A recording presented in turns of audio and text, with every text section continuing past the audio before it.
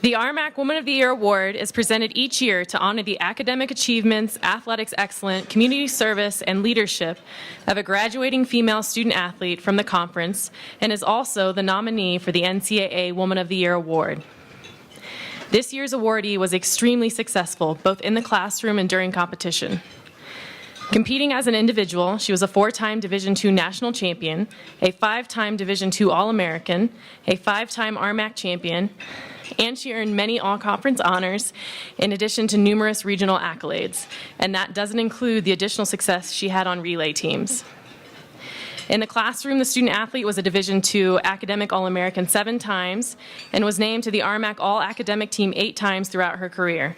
She earned an MBA while maintaining a 3.9 GPA and was also only one of 4 selected by the director of the MBA program to complete an economic feasibility study of the impact of athletics on her institution. What stands out most about this individual is that her experiences in competition and the classroom inspired her to play an important role in her community. Within her personal statement, she said, "The confidence I gained in running provided me the courage to be a leader in the Special Olympics program in my community. For 8 weeks each spring, my relationships grew with these athletes as they prepared for competition, and my heart was warmed as they gave it their all for me as a coach." Please join me in congratulating the 2016 Rocky Mountain Athletic Conference Woman of the Year, Lauren Martin.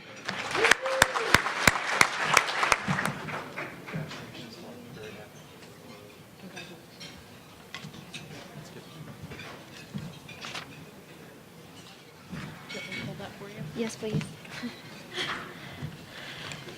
Thank you. I want to start by thanking Adams State University for nominating me for this award and the RMAC selection committee that selected me. It's a huge honor. I also want to thank my family that was able to make it, my grandma Dimple, Jack Harris, my mom, and my boyfriend Kyle. My mom always gets mad because my dad has been my coach for the last 5 years, and she always gets upset because he always gets all of the credit. And so he's not here tonight, so I'm going to talk about how good my mom is and how awesome she is.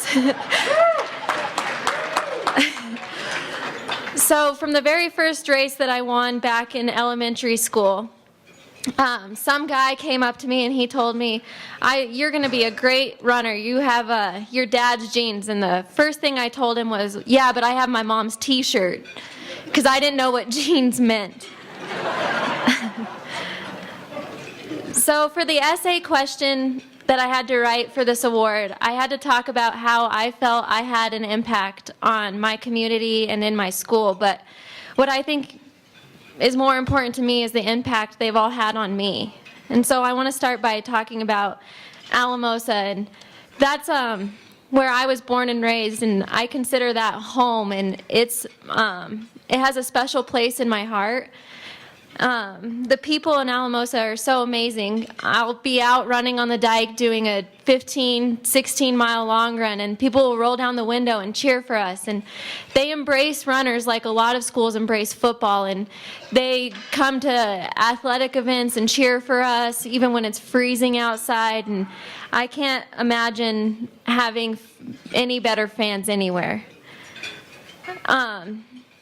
So my boyfriend Kyle, he actually did a class project, and he came up with the idea of doing a Special Olympics track meet. And I told him, "Oh, of course, I'll go. I'll just go volunteer. That'll be fun. I'll do it for this week, but it's not something I want to do." And when I first got there, they were so enthusiastic to have us there, and they just the smiles on their faces, and they were so excited to have people who cared about them and were cheering them on, and it really impacted me, and I can't imagine doing anything else. I enjoy being there every Saturday from 10 to 11 or 12, whatever time we end up going to, but there was one specific person who touched my heart, and her name is Carrie Valdez, and so I'd like to talk a little bit about her. She would come, and she'd always be there smiling, and the first thing she'd stand at the door and she would shake everybody's hand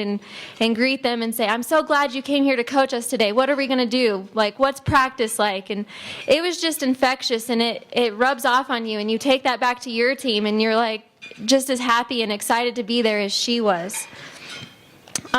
Athletics has always been a huge part of my life. I grew up idolizing the Adams State cross-country runners, with my dad being the coach, and I could just only dream of doing that someday and having an impact in that.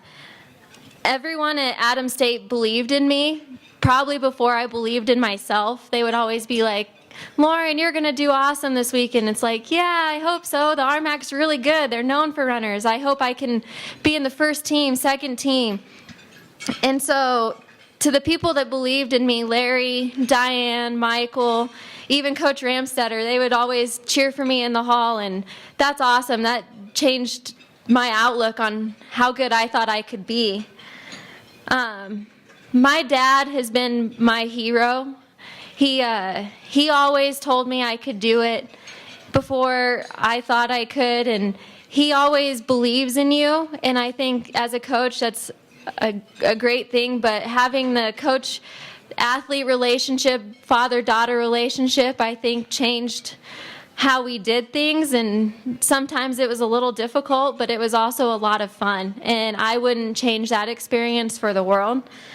I made a promise to him going into this last outdoor national championships that he would hand me 100% of my All-American trophies, and I'm really glad that I lived up to that, because that was something that he wanted to do. And so I want to thank him, even though he's not here.